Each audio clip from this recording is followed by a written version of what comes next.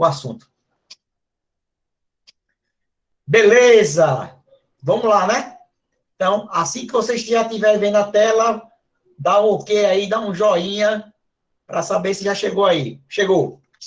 Pelo menos aqui está ok. Confirma se o áudio, o som está chegando legal e se a imagem também vocês estão visualizando. Ok? Tudo certo, professor. Show de bola. Vamos lá.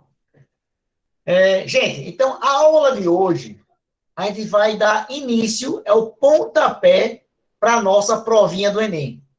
Tá? Então, nós iremos pulverizar essa prova. Né? Então, veja que eu estou falando isso no primeiro dia de aula. Vocês vão se lembrar de mim no momento que estiver fazendo a prova. E se por acaso você estiver rindo no dia da prova e dizendo, João disse isso, João falou isso, João falou que ia cair assim, não fique com raiva. Né? Pode rir à vontade. O seu concorrente lá não vai entender nada porque você está rindo na prova. Né? Então, são muitos anos de estrada que a gente já conhece aí os caminhos das pedras, tá bom? Então, a aula de hoje, geralmente, essa aula de hoje eu nem dou dessa forma aqui, mas hoje, né, como a gente está partindo do zero mesmo, a gente vai partir do zero inicial, tá bom? Então, olha só. Então, o primeiro conceito, vou ligar só a canetinha aqui, que vocês precisam utilizar da matemática para a física, tá? É um capítulo chamado funções. Para a gente, você vai ter a função do primeiro grau e função do segundo grau. Galera, a aula de hoje é um raio-x. Se aquilo que eu falar aqui, você sentir dificuldade, aperreia teu professor de matemática, tá? Porque são assuntos que vocês precisam saber para me ajudar aqui. Você não precisa ser especialista em função do meu grau. Eu vou só precisar de algumas coisinhas básicas para poder você responder as questões. E já coloca aí no caderno de vocês que vai cair uma questão de gráfico. Ok? Vai cair uma questão de gráfico. Não necessariamente na parte de sistemática, certo? Mas uma questão, pelo menos uma questão de gráfico vai aparecer na prova. Entre uma e duas questões de questões envolvendo gráficos, tá? Anota aí. Então, olha só. Então, a função do meio grau, ela é definida pela equação AX mais B, né? AX mais B. Esse Azinho aqui, lá na matemática, vocês chamam de coeficiente angular. É revisão, tá? E o Bzinho é chamado de termo independente. É o termo que vem sozinho, é o cara que fugiu de casa. Tá sozinho na vida. Tá? Então, A é o coeficiente angular, que tem uma função, e o B é o termo independente. A e B pertencem ao conjunto dos reais, e A tem que ser diferente de zero. Por quê? Se A for igual a zero, o f de x fica igual a B. É uma função do primeiro grau e passa a ser uma função constante. Então, isso aqui é a definição de uma função do primeiro grau. Qual é o gráfico de uma função do primeiro grau? Vocês lembram? É uma reta, não é isso? Uma reta. E para determinar uma reta, você precisa de quantos pontos? Usa o chat aí. Para determinar uma reta, nós precisamos de quantos pontos? Lembrando que cada ponto existe um par ordenado, x e y. Certo? Então, eu preciso de quantos pontos para determinar uma reta? 2 pontos. Quando a gente aprende isso no colégio, a gente faz isso usando uma tabelinha. Se lembra daquela maldita tabelinha? Que a gente bota 1, 2, 3, 4, 5, 6 e faz cada pontinho e depois liga os pontos. Não é assim que a gente começa a aprender assim? Mas, na verdade, uma reta ela é definida por 2 pontos.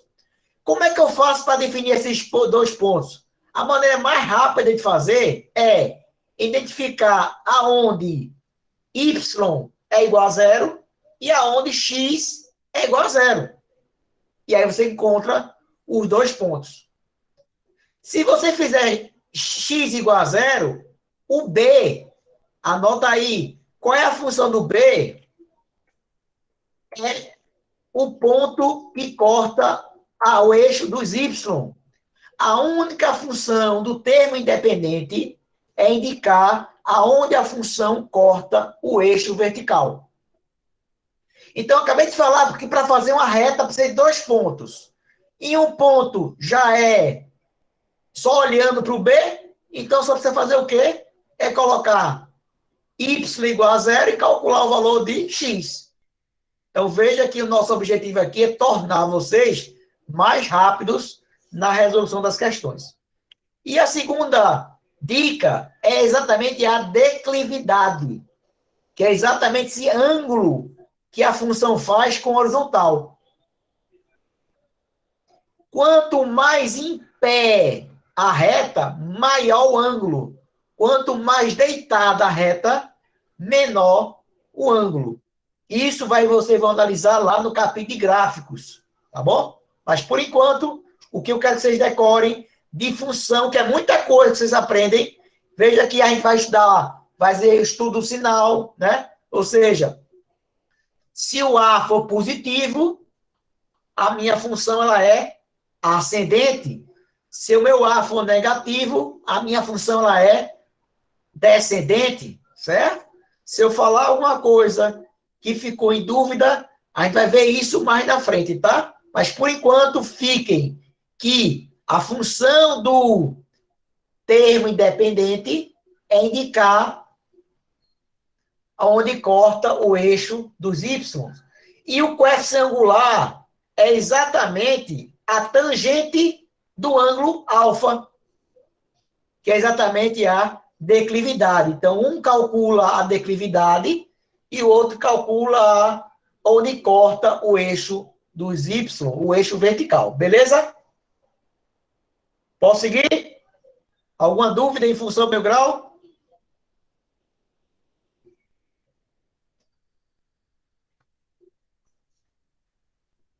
Fala aí, galera.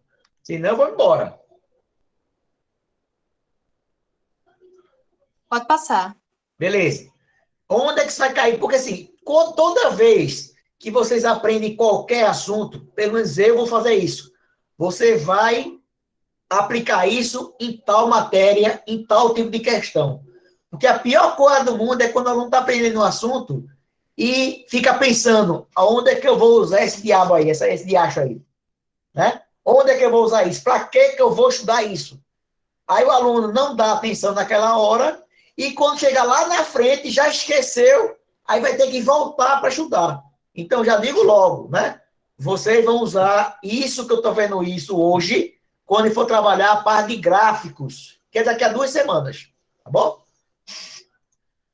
Já a função do segundo grau, a nossa lei a nossa função, a nossa lei de formação é fx, também a turma coloca y aqui, né? É igual a x ao quadrado mais bx mais c. Onde c continua sendo o termo independente e o a continua sendo o coeficiente angular. Você está percebendo? Se o a for igual a zero, a minha função, ela não é mais do segundo grau, ela volta a ser uma função do primeiro grau. Tá? Por isso que você vai ter que a equação do sorvete é bem parecida com a fórmula do sorvetão. Só vai ter uma diferença, que uma vai ter aquele 1 meio e a T2 a mais. Mas se a aceleração for igual a zero, ela volta a ser um movimento uniforme. Veremos isso a partir da semana que vem, tá? O gráfico qual é? O gráfico é uma parábola. Aí, para fazer uma parábola, eu preciso de quantos pontos? E 3? 3 pontos, beleza. Um ponto eu já sei qual é, né? Qual é o ponto? É o ponto C. Né? Qual é a função do termo independente? É identificar onde corta o eixo vertical. Beleza? Veja que inicialmente eu tenho que, se o valor do A, a concavidade é voltada para cima, se for negativa, é voltada para baixo. Isso aqui a gente vai trabalhar muito, sabe aonde? Em lançamento vertical, onde a gravidade não aponta para baixo, a gravidade não é negativa. Se ela é negativa, eu vou calcular a altura máxima, que é o vértice lá em cima. Por isso que questões de lançamento vertical podem cair na prova de matemática, porque ele faz usando a função do segundo grau. Certo? Então, veja que é um assunto que tanto pode cair em física, quanto pode cair em matemática. Então, a chance que ele tem de cair, ela é maior. Beleza? Então, o primeiro ponto é onde corta o eixo dos Y. O segundo é onde corta o eixo do X. Onde corta o eixo X, chama de raízes. E toda função segundo grau, ele tem até 2 raízes reais. Por isso você calcula o delta. Basta que ela se lembra de delta. Delta maior que zero, corta a função 2 vezes. Delta menor que zero, não corta de uma vez. Delta igual a zero, corta apenas uma única vez. Lembram disso? Vai ajudar vocês. E o terceiro, o ponto da curva corta o eixo equivale ao ponto C, eu já falei isso. E as coordenadas vértices. Então, eu tenho 3 pontos. Eu acho que foi Bárbara que falou. Ou foi Melissa, não lembro. Eu tenho que descobrir aonde corta o eixo Y, que é só pegar o termo C, onde corta o eixo X, que são as raízes. Como é que eu calculo a raiz? É só fazer Y igual a zero e responder a equação de segundo grau e calcular, por fim, o vértice. Aí você tem o X do vértice, que é menos B sobre 2A, e o Y do vértice, delta sobre 4A. Tá? Esse resumo é mais para matemática do que para física. Tá certo? Vocês podem até responder as questões de matemática pela física, se achar mais fácil. Tá? Mas aqui, ó, esse menos delta sobre 4A, você vai chamar de altura máxima. E menos B sobre 2A é o tempo de subida. Vê que viagem. Né? Aquelas formas que a gente decora, quanto vale o tempo de subida? É V0 sobre G. Quanto vale a altura máxima? Você já sabe desde a matemática. Tá bom? Beleza? Então, o que é que a gente serve aqui para a gente, física? É fazer análise de que toda vez que analisar com cavidade voltada para cima, voltada para baixo, o que é que acontece no vértice? O vértice aqui para a física é onde acontece a inversão do movimento. Tá? A gente vai ter essa aula, mas só estou dizendo a vocês que daqui a 2 semanas eu vou falar exatamente isso. Tá? Para quê? Eu estou plantando a sementinha na cabeça de vocês para que quando eu falar isso daqui a 2 semanas, ative no seu cérebro essa informação. E você vai dizer, eita, é mesmo, eu vi isso em algum lugar. Vai se esquecer que foi aqui. Tá? Mas o que é importante é que você chegue na ideia. Beleza? Então, ó, função do meio grau, ok, uma reta, e função do segundo grau, uma parábola. Grandezas, medidas e unidades. Né? Alguém sabe dizer o que é uma grandeza? Alguém arriscaria falar? Se não quiser falar, bota no chat, não tem problema nenhum.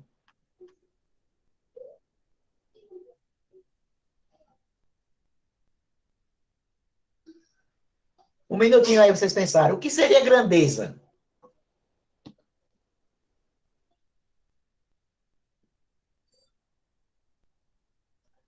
Tempo.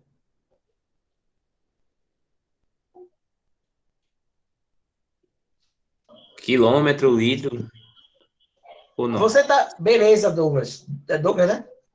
Daniel, professor. Daniel, foi mal, Daniel. Daniel, você já está indo além. Você já está falando em medidas, em unidades. Entendeu? Uhum. Quando você fala quilômetro, quilômetro é a unidade da grandeza distância. Entendeu? Ô, professor, se eu não me engano, as grandezas parece que são 6 ou é 8, né? Que já são aquelas definidas, que é massa, aí É. tem ampere. Vamos ver isso hoje. Vamos ver isso hoje. São as Era mais ou menos grandezas, isso? são as grandezas fundamentais, tá? São as grandezas fundamentais. Certo? Tranquilo? Então, alguém levantou a mão? Gente, se alguém levantar a mão, desculpa que eu estou com a tela fechada, não consigo visualizar, tá? Mas deixa eu abrir aqui a tela, peraí.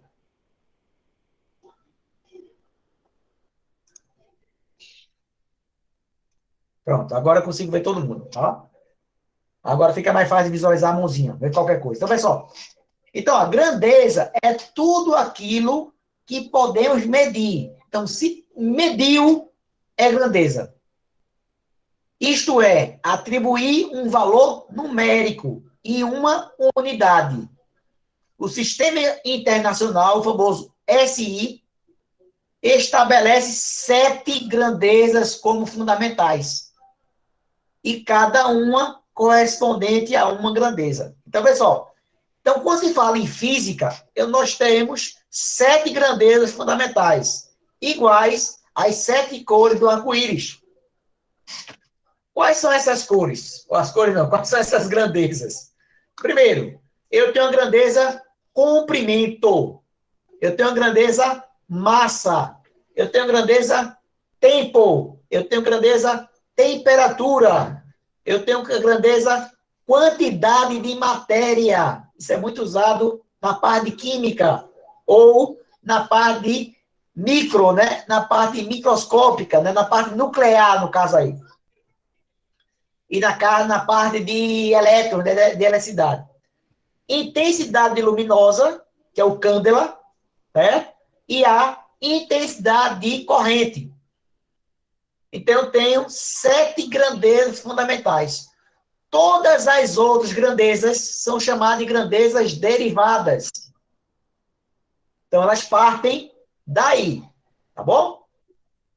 Então, grandeza é tudo aquilo que pode ser medido. Lembrando que próxima aula a gente vai ver o que é grandeza escalar, grandeza vetorial e grandeza adimensional. Tá bom? Então, eu tenho aqui a grandeza, eu tenho a unidade e a medida é você chegar lá e medir lá, ou pesar, né? Ou cronometrar, ou medir, né? É exatamente a questão que você tem lá dentro das grandezas, ok? Então, nós temos 7 grandezas fundamentais. Atenção! Quais são os prefixos? Isso aí, gente, é para você ter no seu caderninho, tá? Dá um print depois, recorta, ou você tem isso na apostila, nem precisa, certo? Quais são os prefixos? Giga, mega, quilo ou quilograma. Tem gente que não consegue passar de quilo para grama, gente, né? Quilo é 10 elevado a terceira. Então, quilograma são 1000 gramas. Hecto, deca, deci, centi, milímetro ou mili, 10 elevado a menos 3. O micro é muito usado em elétrico, em elétrica, em eletrostática, microcoulomb, nanocoulomb, tá? Então, são prefixos que são potências de 10. É importante vocês lembrarem disso. As unidades que não pertencem ao SI. Gente, eu vou até escrever isso aqui. Eu nem liguei minha prancheta hoje, mas vou escrever na moeca aqui, ó. O sistema SI também é chamado com sistema M, K, S. Tá bom? Isso é o sistema internacional. O M vem de quê? O M vem de metro, o K vem de quilograma e o S vem de segundo. Então, se na questão fala que ele quer as unidades no Sistema Internacional de Unidades, você vai ter que usar a distância em metro, a massa em quilograma e o tempo em segundo. Tá? Isso é o famoso SI. O SI. Só que tem outras grandezas que vocês utilizam. Por exemplo, quando fala em tempo, você tem o minuto, a hora e o dia. E aqui, ó, papai já botou para vocês aqui, ó, a relação. Então, essa primeira fichinha é como se fosse uma consulta. Ei, esqueci de tal coisa, tem lá na ficha de tio João. Vai lá e pega. Ângulo. Isso cai mais em matemática, tá? O grau, o minuto e o segundo. Volume. A unidade do SI é metro cúbico, mas ele consegue trabalhar muito em litro. E 1 litro é um decímetro cúbico que corresponde a 10 a menos 3 metros cúbicos, ou seja, 1 metro cúbico corresponde a 1000 litros.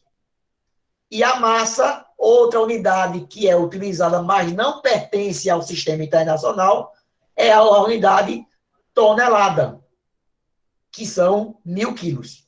Beleza até aí? Tá bem fácil, né? Isso é revisão de 8ª série, tá, gente? Aí vamos lá. Agora aqui são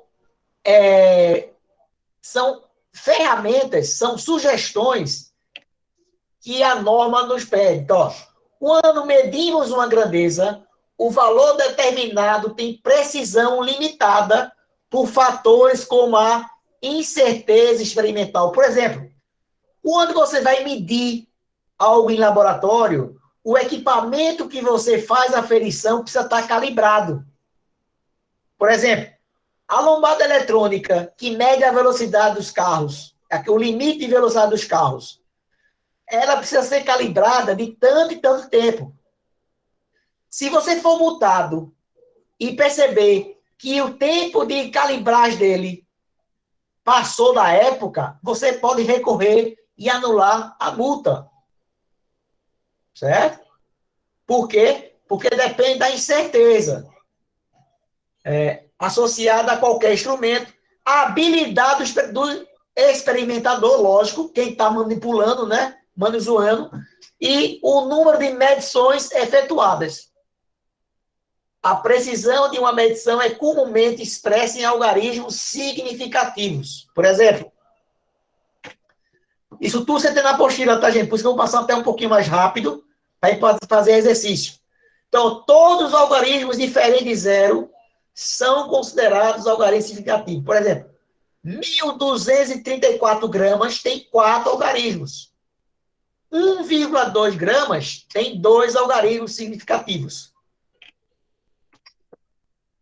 Zeros entre algarismos diferentes de zero são considerados algarismos significativos. Ou seja, se o zero estiver entre algarismo diferente de zero, ele é chamado. Por exemplo, 1.002 são 4 algarismos. 3,7 são 3, porque o zero está no sanduíche. Se ele está espremido, ele é conta. Tá bom? Isso é raro cair, tá? Na prova. Zero à esquerda dos primeiros algarismos diferentes de zero não são considerados algarismos significativos. Por exemplo, 0,001 tem apenas 1. Por isso que a turma fala, né? Você é um zero à esquerda. Já ouviu aquela frase? Espero que você nunca tenha ouvido isso, né? Mas você é um zero à esquerda. É exatamente isso. Seguinte.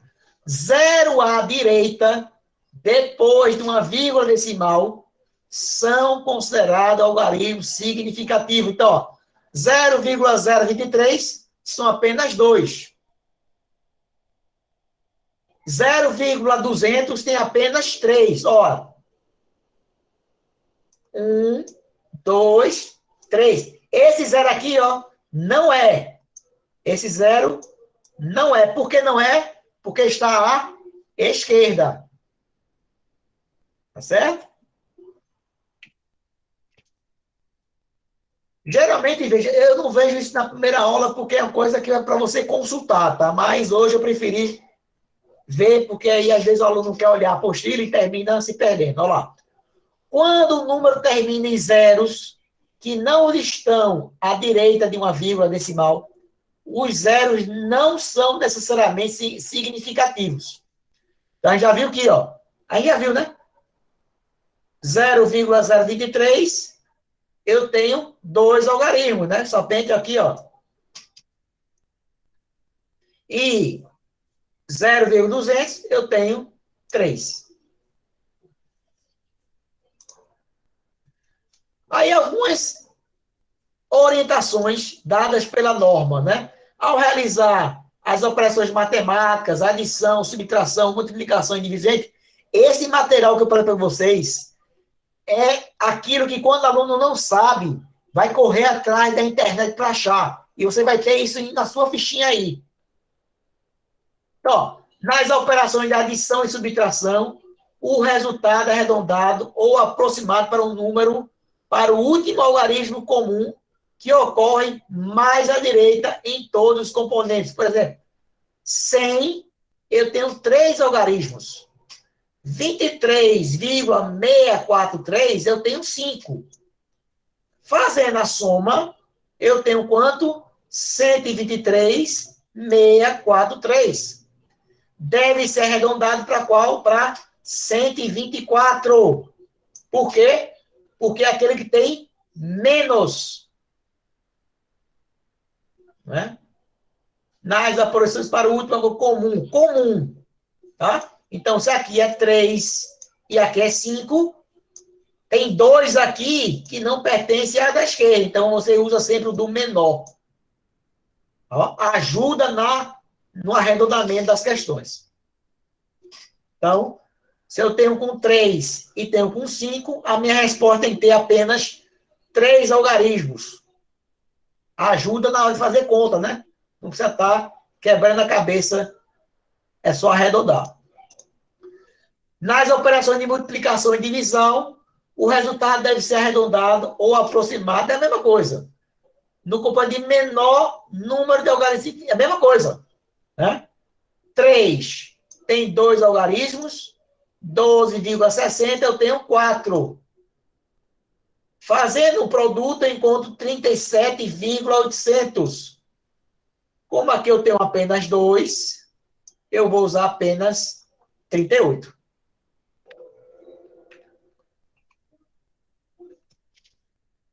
Para arredondar, certo? Eu também tive o trabalho de montar essa tabelinha para vocês. Ó. Se o último elemento for menor que 5, o último algarismo permanece, fica inalterado. Ou seja, o último algarismo a permanecer fica inalterado. Por exemplo, 53,24. Então, como 4 ele é menor que 5, eu repito 2. Se for maior do que 5, aumenta-se de uma unidade ao algarismo que for permanecer. Então, ó, 42,87, 7 maior do que 5, fica 9. 25,08, 8 é maior, fica 1. E 53,99, eu posso colocar 54. E se for igual a 5? Se for igual a 5, se ao 5 seguir, em qualquer caso, um algarismo diferente de 0, aumenta-se uma unidade no algarismo a permanecer. Se o 5 for o último algarismo, ou se o 5 só seguir zeros, o último algarismo deve ser conservado. Por exemplo, 24,75, né? Eu tenho que elevar para 24,8. Porque ele é ímpar. Ok? Então, gente, isso aqui é um material para vocês consultarem, né? Raramente você vai usar isso na prova, porque as questões têm ABCDE para marcar, tá? Então, essas são das questões abertas para você usar, mas está aí para vocês consultarem. Notação científica, aí é onde cai em prova. Todo número, gente, ele deve ser representado em notação científica. Notação científica é representar qualquer número nessa forma. N vezes 10 elevado a Nzinho. Onde N tem que ser maior que 1, maior ou igual a 1 e menor do que 10. E N é um número inteiro, positivo ou negativo. Ok? Então, se você chega na prova e o aluno coloca 10, então, coloca 105, e o outro coloca 1,05 vezes 10 elevado ao quadrado. Cada casa que você anda para a esquerda, soma uma unidade na expoente. Cada casa que você andar para a direita, subtrai uma unidade no expoente. Matemática de potencialização da sexta série. Beleza? Por quê? Porque a questão que deve cair na prova de matemática de vocês, ó, eu mexi na prova de matemática, ele vai querer a ordem de grandeza. Ordem de grandeza é a potência de 10. Mas para dar a resposta em potência de 10, tem que usar a notação científica. Então, antes de utilizar a potência de 10, tem que representar o número na forma de notação científica, na forma padronizada. Ordem de grandeza.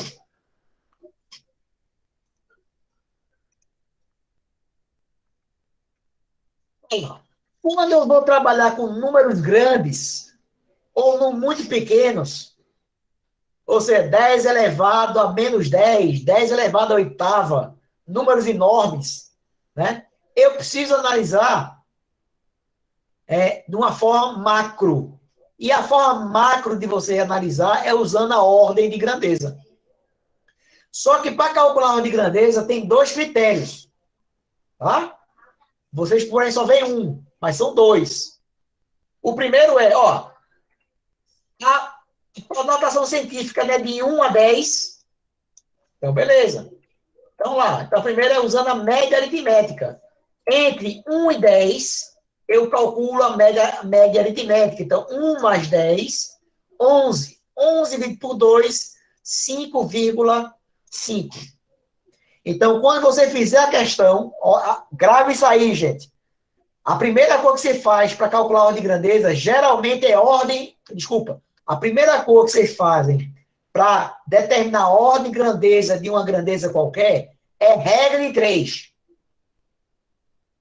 Ah, professor, não sei a regra de 3. Vai estudar a regra de 3 que vai cair na prova. Vai cair em física, e vai cair em matemática, e vai cair em química, regra de 3. Tá bom? Então, é só. Então, se Mzinho for menor do que 5,5, então a ordem de grandeza do número vai ser 10 elevado a N. E se N for maior ou igual a 5,5, a ordem vai ser somar uma unidade. Então, o que é que você faz? Calcula a grandeza como? Regra de 3. Segundo, notação científica. Terceiro, analisa o valor que vem na frente, se ele é maior ou menor do que 5,5. Se for menor, a potência fica do jeito que está. Se for maior, soma uma unidade. Beleza?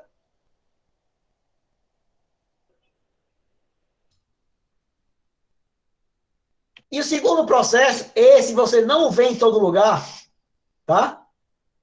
É a média geométrica. Então, a média geométrica é exatamente o produto em que você extrai a raiz quadrada.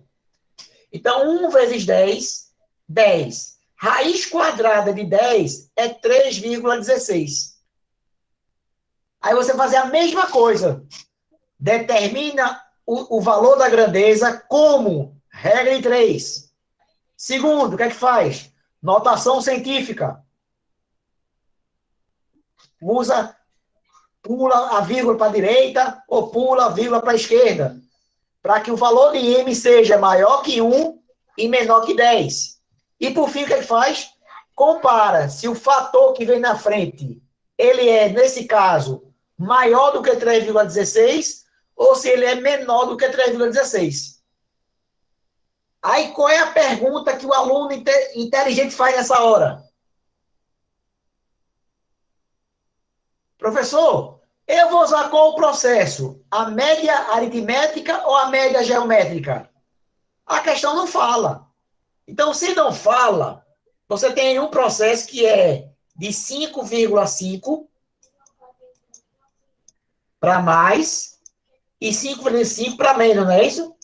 E o segundo processo, ele vai de 3,16 para menos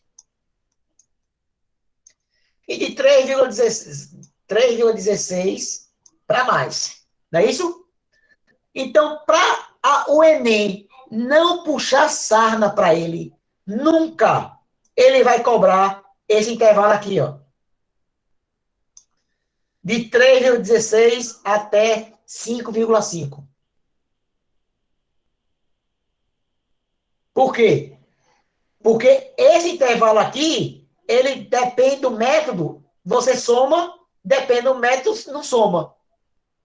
Então, se ele colocar um valor entre 3,16 e 5,5, ele precisa indicar se é usar o método da média aritmética ou o método da média geométrica.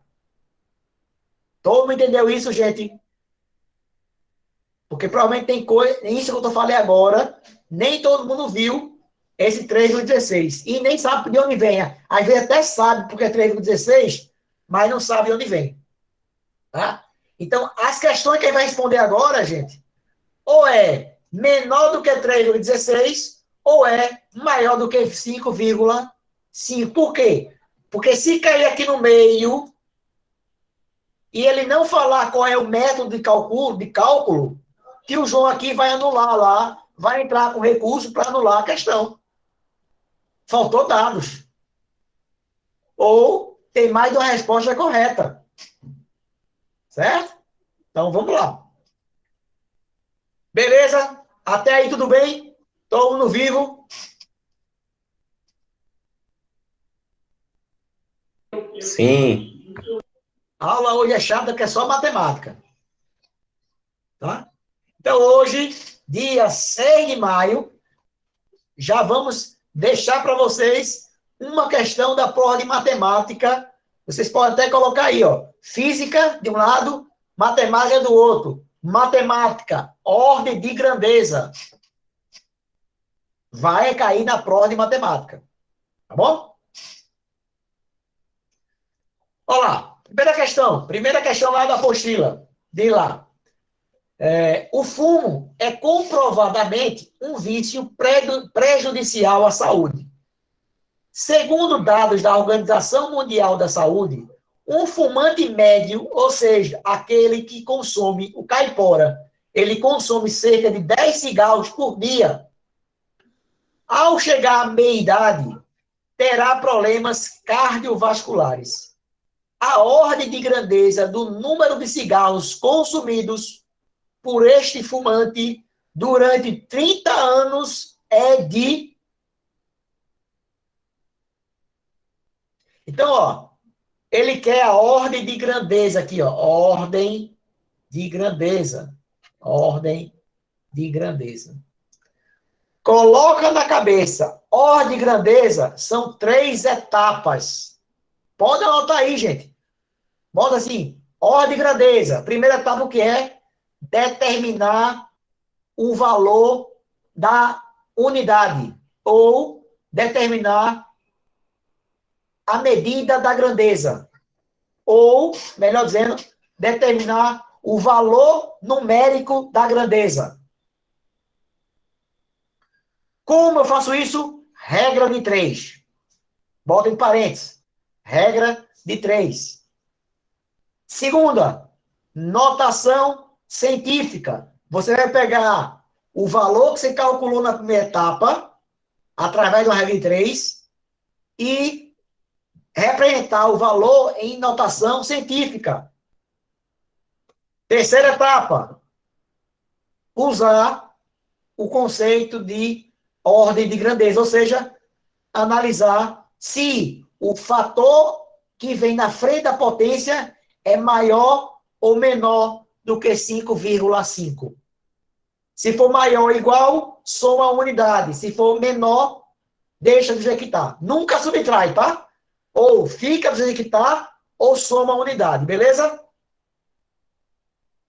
Já dei para vocês, na aula de hoje, uma questão da prova de matemática. Tá? Depois eu cobro lá do professor de matemática de vocês a cortesia. Vamos lá. Então, qual é a primeira etapa? É encontrar o valor numérico. Como é que eu encontro isso? Usando regra de 3. A questão fala que o fumante médio, ele fuma 10 cigarros por dia. Quantos cigarros ele vai fumar em 30 anos? Antes de fazer a regra de 3, pessoal, precisamos avaliar se a grandeza, número de cigarros e a grandeza, número de dias, são diretamente ou são inversamente proporcionais. Por quê? Em 99% das vezes, elas são grandezas diretamente proporcionais. Mas pode ser que você dê o azar que seja grandeza inversamente proporcional. Então, como é que eu faço? Ó, se eu aumento o número de dias, o número de cigarros que vão ser fumados também aumenta. Então, quando uma grandeza aumenta e a outra grandeza também aumenta, eu tenho grandezas diretamente proporcionais. Aí eu posso fazer a multiplicação direta. Porque se ela for inversa, você tem que multiplicar pelo inverso do número. Então, x vezes um dia igual. Cuidado, outra coisa agora.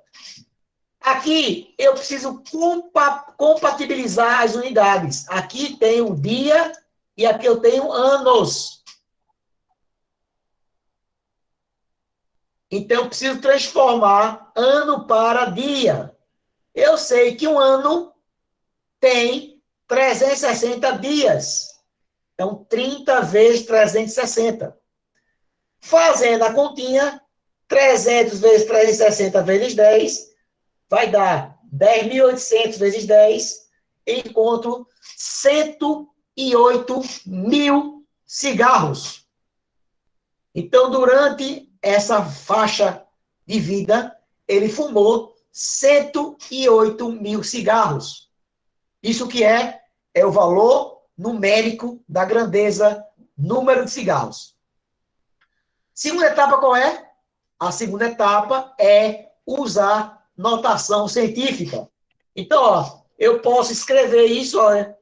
1, 2, 3, 4, 5. Então, 1,08, porque tem que ser maior que 1 e menor que 10. Maior ou igual a 1, no caso, e menor que 10. E aqui eu tenho 10 elevado à quinta. Por que 10 elevado à quinta? Porque eu andei a vírgula 5 casas para a esquerda. Se eu andei 5 casas para a esquerda, eu tenho lá 10 elevado à quinta. Qual é a terceira etapa? Analisar esse fator aqui, ó. 1,08. Como 1,08 é menor do que 3,16 e é menor do que 5,5, eu encontro que a minha ordem de grandeza do número de cigarros fumados é da ordem de 10 elevado à quinta.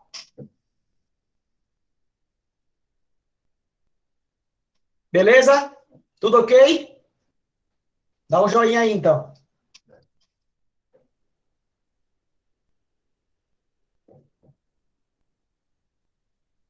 Tranquilo, professor. Beleza, né? Então, você já tem em mãos uma questão de matemática. Tá? Isso pode cair em física? Pode. Tá? Essa questão era, inicialmente, era mais cobrada em física do que em matemática. A matemática praticamente roubou da gente. Ou a gente emprestou para ela. Por quê? Porque, lembrando, a prova de matemática tem mais questões do que a prova de física. Então, ela tem que ter mais assunto para ser varrida. Beleza? Questão 2. É o seguinte. Posso ler?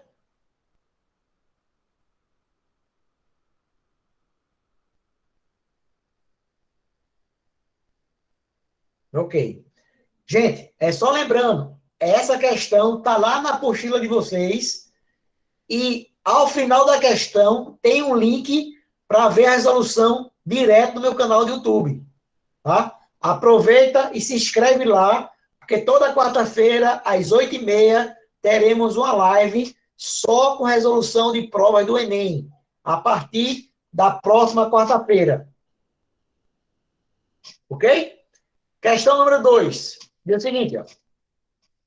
Alguns experimentos realizados por virologistas demonstram que um bacteriófago, ou seja, vírus que parasita e se multiplica no interior da bactéria, é capaz de formar 100 novos vírus em apenas 30 minutos. Se introduzirmos 1.000 bacteriófagos em uma colônia suficientemente grande de bactérias, qual a ordem de grandeza do número de vírus existentes após 2 horas? Beleza? Então, ele também quer, ó, ordem de grandeza. Qual é a primeira etapa a ser feita? Determinar o valor numérico da grandeza. Como? Eu posso falar que é do jeito que você souber calcular, mas geralmente é por regra de 3. Segunda etapa qual é? Representar o valor numérico que você encontrou na regra de 3 em notação científica. E a terceira etapa é comparar o valor que vem antes da potência de 10, se é maior ou menor do que 5,5. Beleza? Se for maior, você soma a unidade do expoente. Se for menor, deixa do jeito que está. Tem aluno que vai se meter, que vai querer subtrair. Deixa do jeito que está. Beleza? Show? Show. Vamos lá. Solução. Aí vamos fazer a questão de maneira usando raciocínio lógico. Ó, um vírus ele tem a capacidade de se converter em 100 vírus em 30 minutos. O que a questão quer? Quantos vírus, se eu tenho 1.000 vírus, vão se transformar em quantos vírus em 2 horas? Tá? Então, veja que você teria uma regra em 3 composta, né? Mas para não fazer regra em 3 composta, eu vou usar o seguinte raciocínio, ó. A cada 30 minutos, um vírus se transforma em 100, não é isso? Um vírus se transforma em 100. 2 horas são quantos pedaços em 30 minutos? São 4 pedaços. 30, 60, 90, 120. Então, ó, o primeiro intervalo é de 0 a 30. Eu tenho quanto? Eu começo com 1.000. E cada um desses se transforma em 100 em 100. Então, é só multiplicar. 1.000 multiplicado por 100, aqui é 10 elevado à terceira, com 10 elevado à segunda, fica 10 elevado à quinta. No segundo intervalo, eu não tenho mais 1.000, eu já tenho 10 elevado à quinta. E vai surgir mais quantos? Cada vírus vai gerar 100. É só fazer o produto. 10 à quinta vezes 10 ao quadrado vai dar 10 elevado à sétima. O terceiro intervalo é de 60 a 90. Quanto é que eu chego no 60? Eu chego com 10 elevado à sétima. vezes 10 elevado ao quadrado, eu encontro 10 elevado à nona. E no último intervalo, eu tenho 10 elevado à nona, vezes 10 elevado ao quadrado, eu encontro 10 elevado a 11. 10 elevado a 11. Como o fator que multiplica aqui é 1, né? O que vem na frente é 1, e 1 é menor do que 5,5, o que é que eu faço? Eu faço apenas a repetição da potência de 10. Então, após 2 horas, existirão 10 elevado à 11ª potência de vírus. Beleza? Sabe onde você usa em matemática isso? Juros compostos. Né? Juros compostos. Né? É um juro em cima da parcela. O juro que você vai pagar mês que vem já é em cima do juro que você está pagando esse mês. Juros compostos. Por isso que está aqui elevado na potência aqui, ó. É o período. Belezinha? Tá fácil? Muito fácil? Posso piorar um pouquinho?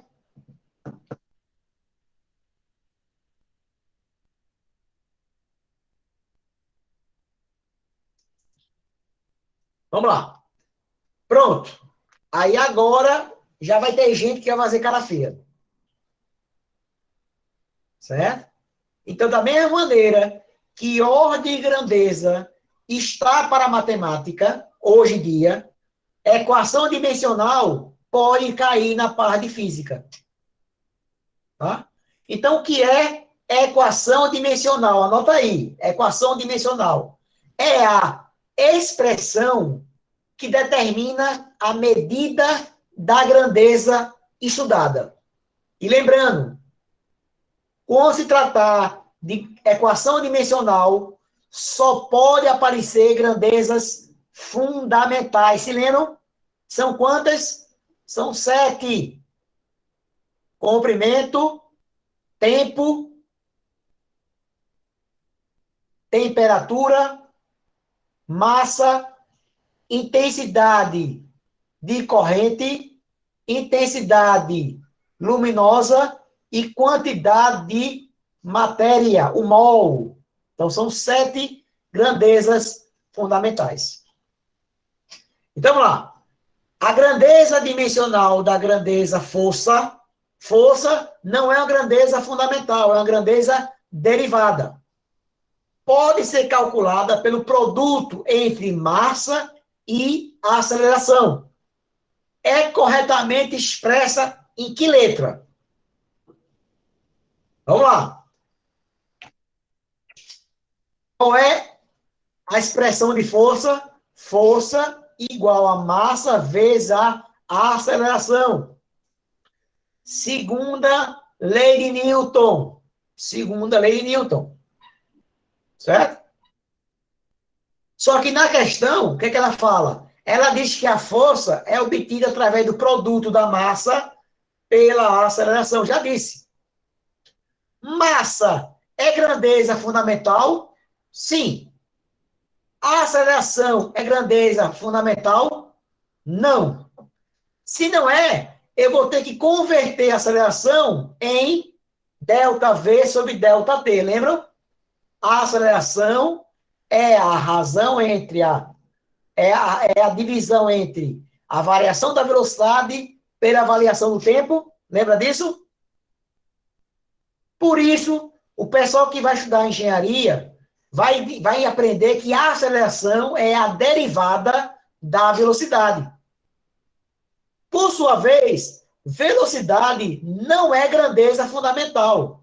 É grandeza derivada do espaço. Velocidade de quem é? ΔS sobre ΔT. E agora sim, ó, eu tenho massa, grandeza fundamental, beleza. Eu tenho comprimento, que é o ΔS, é grandeza fundamental? É, beleza. E tem o tempo, que também é grandeza fundamental, beleza. Agora, eu vou pegar aqueles símbolos que vocês têm lá na apostila, que para M é o M maiúsculo, para comprimento é o L, e tempo é o T maiúsculo. Então, ó, M elevado à primeira, T vezes T é T elevado ao quadrado. Então, M elevado à primeira, L também elevado à primeira, e T elevado a menos 2. Por que menos 2? Porque está na parte inferior da fração, eu vou jogar ela para cima. Então, essa aqui seria a minha resposta. Então, se alguém perguntar, professor, Daniel, Melissa, Débora, Bárbara, o que é que você aprendeu hoje na aula? Eu aprendi a fazer ordem de grandeza e equação dimensional. Uma dos dois aparece na prova. Quem tem mais chance de cair na prova? Ordem de grandeza. Tá bom? Anota essas coisas, viu? Anota para depois vir me cobrar. Dúvidas? Alguém na sala nunca viu, nunca soube o que é equação dimensional, gente? Porque como cai pouco em prova, às vezes nós não terminamos sem ver. Eu, professor, nunca tinha visto, não. Beleza. Eu também. Beleza. Temos dois. Tá? Então, aquela história. A equação dimensional tem a ver com as 7 grandezas fundamentais. Tá bom? Vou fazer mais outra questão, ou mais 2 questões que estão envolvendo isso. Tá? Claro que na primeira vez que se encontra isso, você pensa que é uma sopa de letra, só tem letra. Tá? Vou até para cá aqui, peraí, vou voltar lá, peraí, rapidinho. Rapidinho. Aqui, ó. Ó, tá vendo, galera?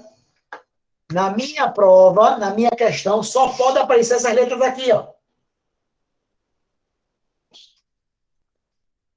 O M, eu nem coloquei aqui, né? Era para eu ter colocado o M, o L, M, o K, o S não é T, né? Desculpa. Aqui é L. L, deixa eu apagar. Pensei uma coisa e falei uma coisa e pensei outra. Aqui, ó. O metro é unidade de comprimento, então é L. Aqui é a unidade. O quilo é massa, é Mzão. O tempo é T minúsculo. O temperatura, a unidade é o Kelvin, né? O SI. Mas a equação dimensional, às vezes a gente chama θ ou T. Quantidade de matéria é o mol mesmo, às vezes chama de Nzinho, né? Nzinho. Intensidade luminosa é o candela e intensidade de corrente é 1 ampere, tá? Mas vamos lá. Deixa eu apagar isso aqui.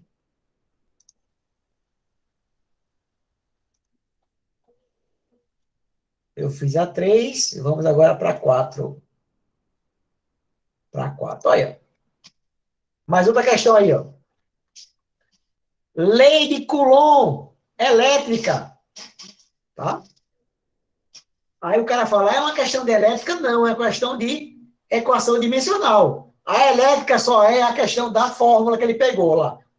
No Sistema Internacional de Unidades, SI, as 7 unidades de base são, ó, nem precisava ter voltado lá, estava aqui, ó.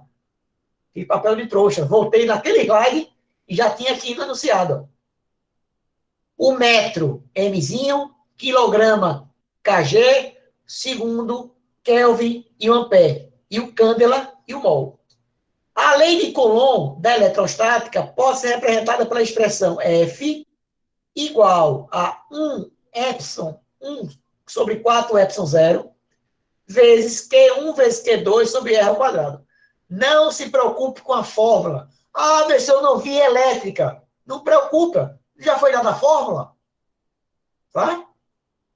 Onde epsilon 0 é uma constante fundamental da física.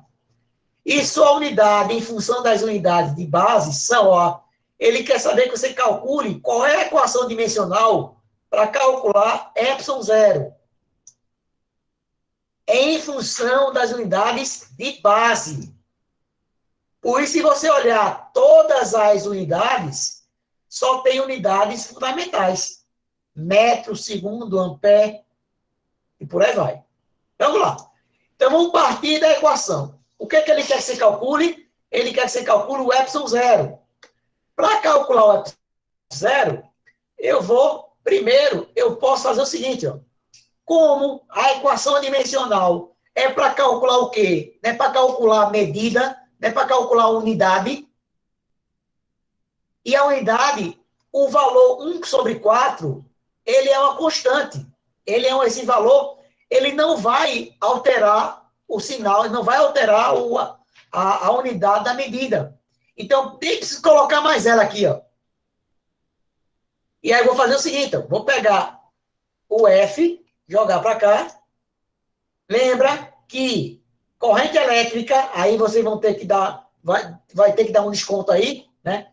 Corrente elétrica é igual a carga pelo tempo. Então, carga é igual a ampere vezes o tempo. Ou seja, aqui eu tenho a grandeza derivada, Coulomb, da grandeza fundamental, ampere. Tá? E aí eu posso calcular assim. Vamos calcular. Ó, força não é igual a MA. Então, M que é? É metro vezes, metro não, quilo, né? Quilo vezes metro por segundo ao quadrado. Olha, ó, quilo é o M, metro é L e segundo é o T. Tá? E aqui eu vou substituir, ó, AT vezes AT vai ser igual a ao quadrado vezes T elevado ao quadrado. Aí, dando uma organizadinha aqui, eu vou passar o E2, o ε0 para o outro lado, vai ficar ε0 igual a ao quadrado, T ao quadrado, T ao quadrado, sobre ML, L ao quadrado. T ao quadrado com T ao quadrado vai dar T à quarta. L vezes L ao quadrado vai dar L elevado à terceira. Então, a minha resposta vai ser, qual é a unidade de massa? Quilo a menos 1, porque o expoente aqui é 1, vezes metro a menos 3, porque está no número, vezes ampere elevado ao quadrado, vezes segundo elevado a quarto. Tá vendo? Se uma questão dessa cair em prova, a quantidade de pessoas que erram é muito maior do que a questão de ordem e grandeza. Tá? Então, você tem já, ó, duas questões que brigam por um lugar na prova. Ordem e grandeza e equação dimensional. Quem tem mais chance de cair? Ordem e grandeza. Mas a equação dimensional pode também vir aparecer com a chance bem menor. Beleza? Veja que essa questão já dificulta um pouco mais. Tá? Eu não vou me esquentar muito com ela agora, porque eu não falei o que é força, eu não falei o que é força elétrica, eu não falei o que é corrente elétrica.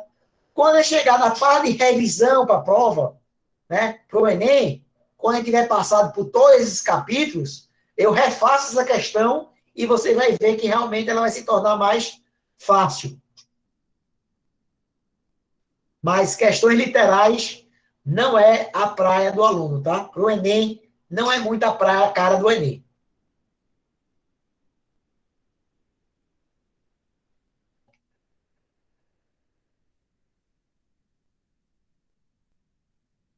Alguém quer entrar na sala?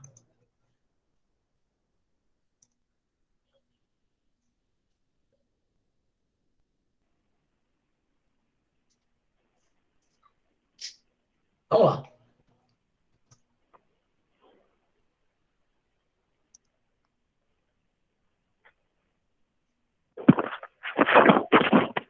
Próxima questão. Boa noite. Seja bem-vindo à aula.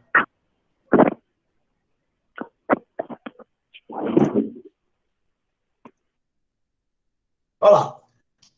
Olha lá. Questão número 6. Diz o seguinte.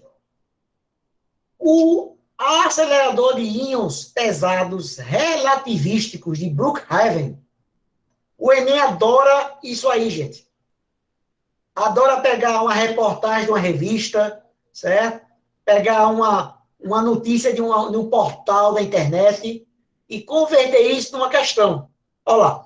O acelerador de íons pesados relativístico de Brookhaven, localizado nos Estados Unidos, foi inaugurado com a colisão entre dois núcleos de ouro, liberando uma energia de 10 trilhões de elétron-volts. Os cientistas esperam, em breve, elevar a energia a 40 trilhões de elétron-volts para simular as condições do universo durante os primeiros microsegundos após o Big Bang. Tá? Ele falou, mas o que interessa para a gente aqui, ó, que a energia que ele quer ter é de 40 trilhões. Pronto, o que eu quero é isso, ó, 40 trilhões. O resto, ó, é blá, blá, blá. Por isso, galera, é bom, ao ler a questão, ir riscando a questão, circulando aquilo que é importante. E como são questões longas, se você ler a questão toda, aí você não entendeu alguma coisa, aí você vai ler de novo, tu vai terminar pulando, porque tem muita questão para fazer, certo? Então, na hora que você tem que melhorar, é a primeira leitura. Leu e já vai localizando o caminho das pedras. Sabendo que o elétron-volt é igual a 1,6 vezes 10 a menos 19 joules, olá, qual é a ordem de grandeza da energia em joules que se espera atingir em breve? Então, qual é a energia que eu quero atingir? 40 trilhões. Qual é a energia armazenada em um eletronvolt? É 1,6 vezes 10 a menos 19. O que é que ele quer? Ele quer a ordem de grandeza. E para calcular a ordem de grandeza, o que é que você precisa fazer? 3 etapas. Primeira etapa qual é? Determinar o valor numérico. Ou seja, você precisa quantificar a grandeza. Como é que você quantifica a grandeza? Usando regra de 3. Segunda etapa qual é? Representar o valor obtido através da regra de 3 em notação científica. E a terceira etapa é comparar o fator que multiplica a potência com o número 5,5. Se for menor, deixa de jequitar. Se for maior, soma uma unidade no expoente. Então, montando a regra de 3, pessoal, eu tenho que um elétron-volt, ele tem armazenado uma energia de 1,6 vezes 10 a menos 19 joules. Então, quantos elétron-volts, né? Ou, desculpa, qual é a energia armazenada em 40 trilhões de eletronvolts? Trilhões, ó, 10 elevado a 12. Isso aqui são trilhões de eletronvolts. Novamente, eu visualizo que são duas grandezas diretamente proporcionais. Por quê? Quanto mais eletronvolts, mais energia eu tenho a ser liberada. Então, se são grandezas diretamente proporcionais, eu posso usar a regra de 3 direta. Então, eu tenho que 1 eletronvolt vezes X igual a 40 trilhões de eletronvolt vezes 1,16 vezes 10 a menos 19. Multiplicando aqui, ó, 4 vezes 1,6, eu dividi aqui primeiro 10 a menos 19 com 10 a 13ª, isso vai dar 10 elevado a menos 6. Né? É só subtrair menos 19, desculpa, somar, né? Que é o produto de duas potências, é a soma, mas como for uma potência negativa, ficaria 13 mais menos 19 daria menos 6. E 4 multiplicado por 1,6, eu encontro 6,4. O que é que eu faço agora? Eu vou comparar o valor 6,4 com 5,5. 6,4 é maior do que 0,5? É. Se é maior, eu vou somar uma unidade no expoente. Cuidado, é menos 6 mais 1. Menos 6 mais 1 é 10 elevado a menos 5 joules. É a ordem de grandeza que eu tenho. 10 elevado a menos 5 joules. Beleza? Diz ok aí.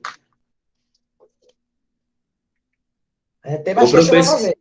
Ô, professor, aqui, esse 6,4 veio da multiplicação do 4 com 1,6, né? Isso. 4 vezes 1,6 é exatamente isso aqui. Faltou beleza. circular. Faltou circular.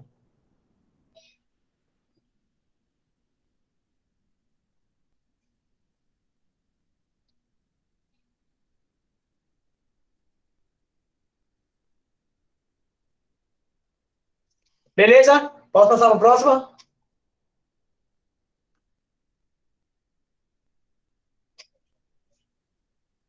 Pode. São 8 questões, tá? Ainda faltam mais 2. Vamos lá. 7ª questão.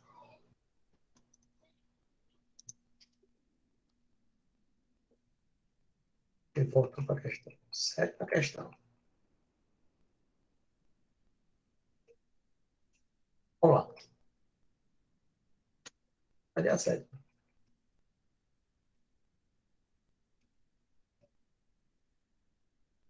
Eu pulei a 7ª. Aí vamos fazer a 8 logo.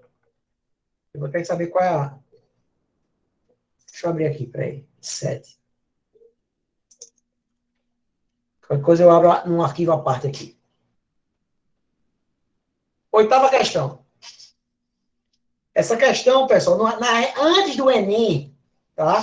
Quando a faculdade, a federal da gente aqui tinha a primeira fase, sempre a primeira questão que caía era ordem de grandeza. Sempre. Sempre era ordem de grandeza. Pronto, localizei a questão 7. Tá? Eu vou até copiar ela aqui rapidinho, me dá só um minuto. Questão 7. Copiei. Vou jogar aqui para a nossa aulinha. Eu vou até copiar no lugar certo. Pronto.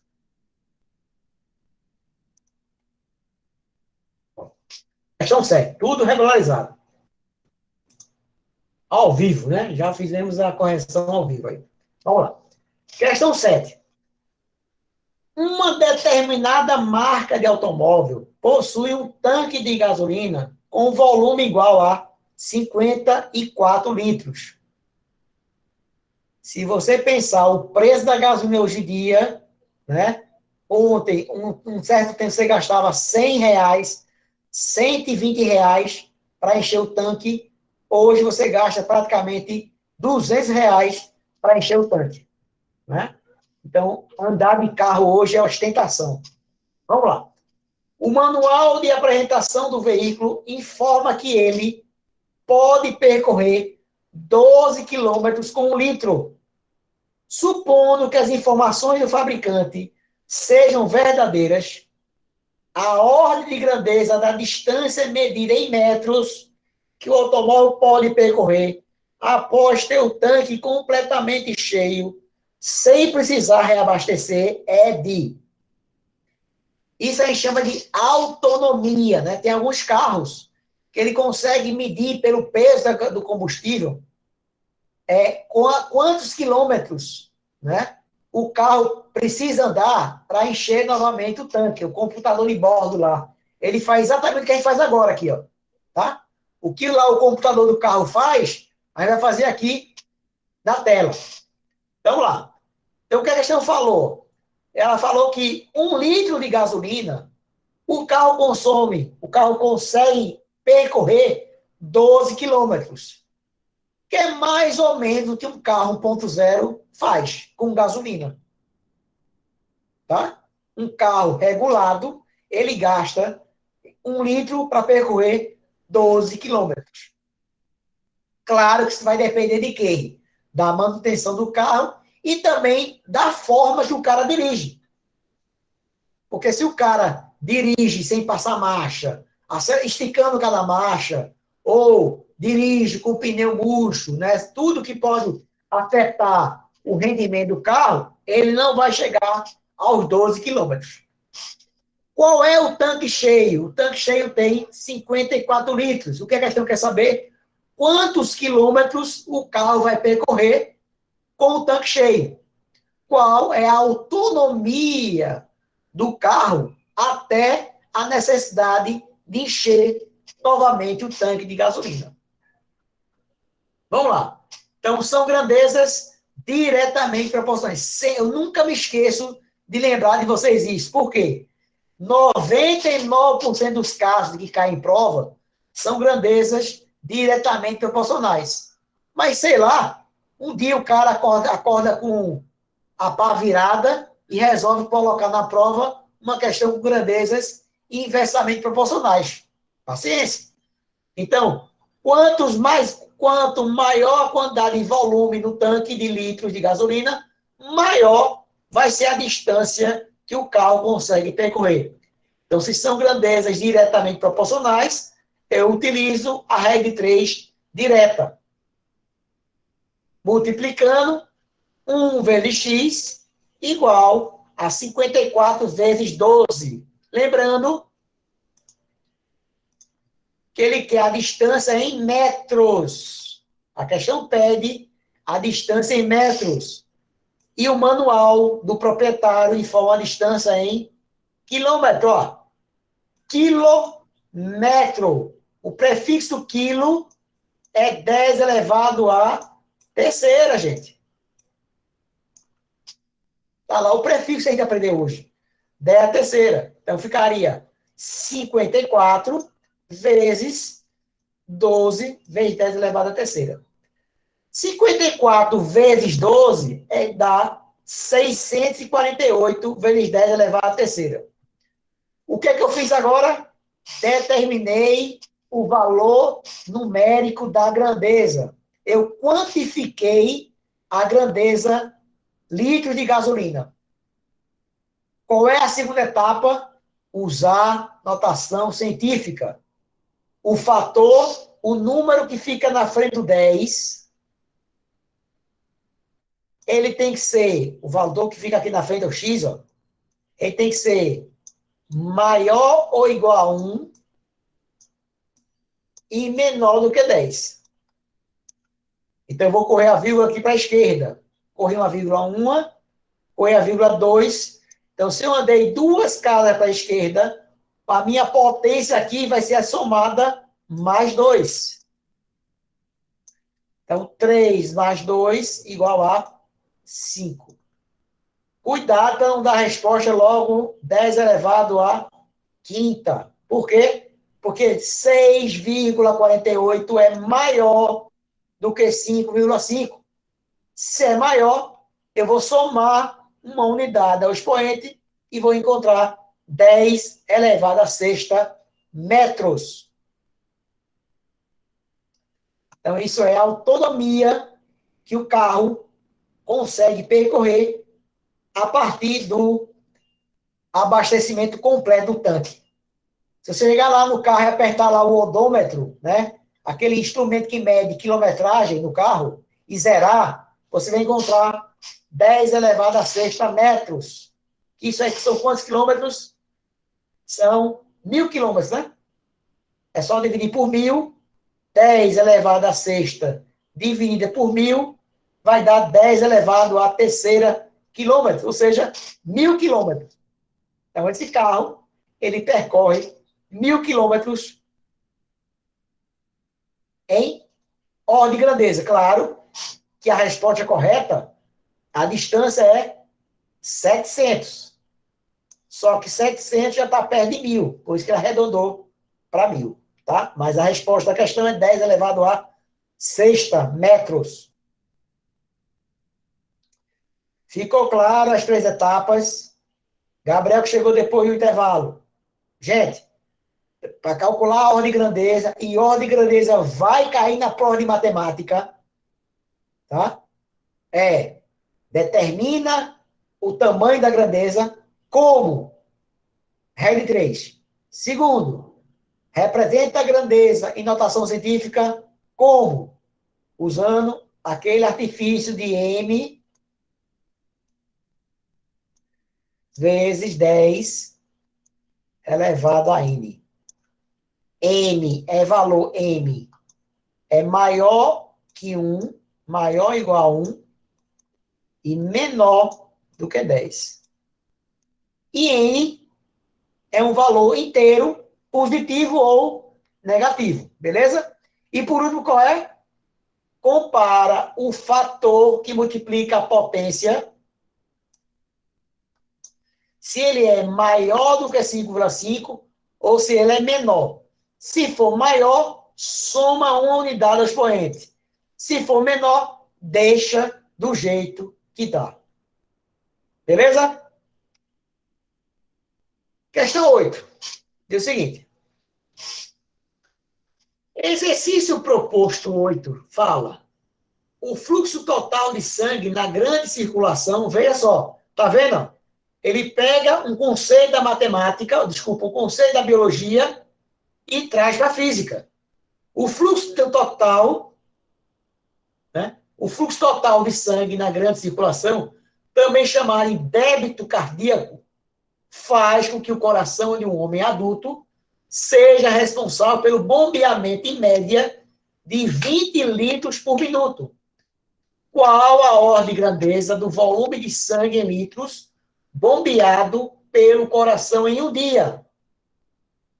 Então, o que é que você tem que calcular? Quantos litros são bombeados pelo coração em um dia? Como eu calculo isso? Calculo usando regra de 3. Então, vamos lá. Então, o coração ele bombeia 20 litros por minuto. Então, quantos litros serão bombeados em um dia? Quanto mais litros, mais dias. São grandezas diretamente proporcionais. Então, eu posso fazer a regra de 3 direta. Lembrando, ó, que ele quer ir um dia. Aqui eu tenho minuto e aqui eu tenho dia. Aí eu posso tanto transformar dia para minuto ou minuto para dia. Eu vou transformar de dia para minuto, que é mais fácil. Então, ó, 20 vezes um dia, um dia vezes 24 horas, e cada hora tem 60 minutos. Ó. Uma hora, um dia, corresponde a 24 horas. Uma hora corresponde a 60 minutos. Então, multiplicando essa continha aí, você vai encontrar 28.800 litros. O que é que eu faço agora? Utilizo notação científica. 2,88 vezes 10 elevado à quarta. E a última etapa, eu comparo 2,88 com 5,5. Nesse caso, ele é menor. Se é menor, não vai inventar de ser valente e colocar menos 1. Ah, professor, se é maior ou igual a 5,5, soma 1. Se for menor, subtrai 1. Não. Deixa do jeito que está. Então, a resposta é 10 elevado à quarta. Tem um artifício que eu costumo dar uma dica para o aluno, é o seguinte, por exemplo, eu não sei que a ordem de grandeza entre 1 e 10, não é assim? Por exemplo, 2 está mais perto de 1 ou está mais perto de 10? De 1. De 1. É isso? Então, se está mais próximo de 1, eu vou arredondar 2 para 1. Então, ficaria 1 vezes 10 elevado à terceira. Lembrando também que 1 é 10 elevado a 0. Então, 10 elevado a 0 vezes 10 elevado à terceira é 10 elevado a 0 mais 3. Daria 3. É a soma. Somar com 0, ele mesmo. Agora, se o valor for 7, 7, por sua vez, está mais perto de 10. Se está mais perto de 10, tu arredonda para 10. Então, ficaria 10 vezes 10 elevado a terceira. Esse 10 a terceira aqui eu estou chutando, tá? Então, 10 a primeira vai ficar 10 elevado a 1 mais 3. Entenderam por que soma? Entenderam por que não soma? Porque você está arredondando para 10 e está arredondando para 1. Por isso que quando é menor do que 5,5, não altera a potência. E se for maior ou igual a 5,5, você soma uma unidade à potência 10.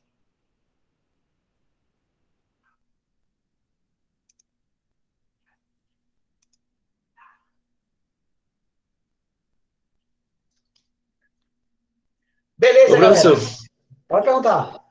tu pode voltar lá rapidinho nesse último slide. Posso.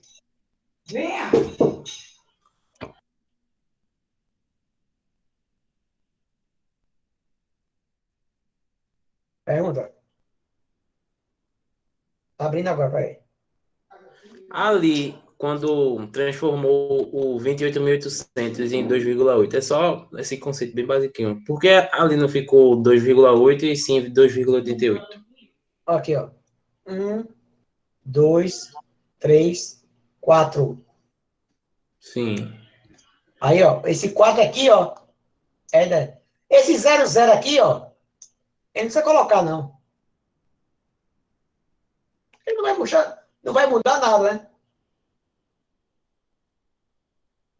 ah, entendi Porque, agora. na verdade, isso aqui é 2,8800. Como são dois zeros à direita, não vai influenciar. Entendi.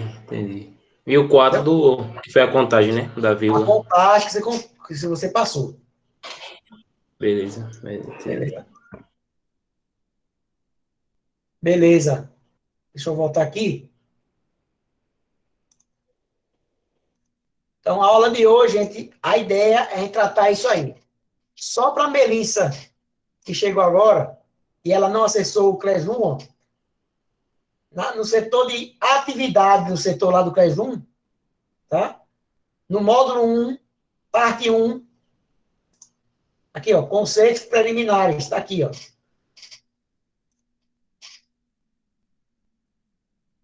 Tá? Tudo que foi visto na aula de hoje, ó, tá na apostila de vocês. Tudo. Tá? Tudo tá aqui, ó. Tudo bonitinho. Tudo que foi visto, ó. Vocês estão aí, ó. Vocês vão usar isso mais em matemática do que em física. Semana que vem, ó, a gente começa a ver isso aqui, ó. Introdução. Ó como tá bonitinha a apostila. Bem arrumadinha. Melissa, toda a questão, ó, tem um gabarito. Clicou no gabarito, ó.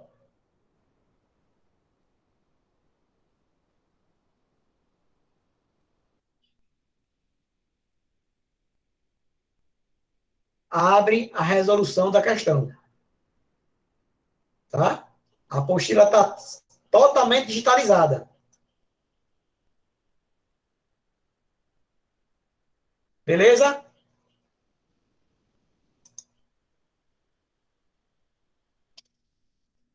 Vou voltar para cá.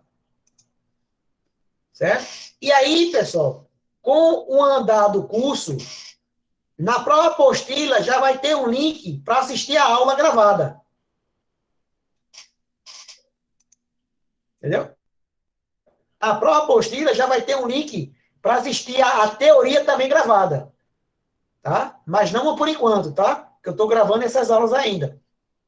Mas por enquanto vocês vão ter a aula ao vivo, vocês vão ter a aula transmitida pelo YouTube, só com resolução de questão, na quarta-feira, e na sexta-feira vocês terão a live que eu chamo de Help Hour, certo? Não é o Help Hour, exatamente, não o Help, né? O Help de ajuda, certo? A gente vai ajudar os alunos a tirar dúvidas sobre as questões multidisciplinares do Enem. Beleza? Gente, alguém tem alguma pergunta? Hoje a gente terminou mais cedo. Vamos lá.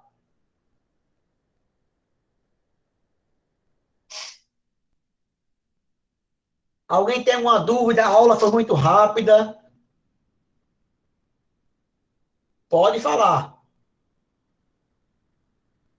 Eu vou até parar a gravação agora, porque aí vocês podem falar sem ter preocupação. Pronto.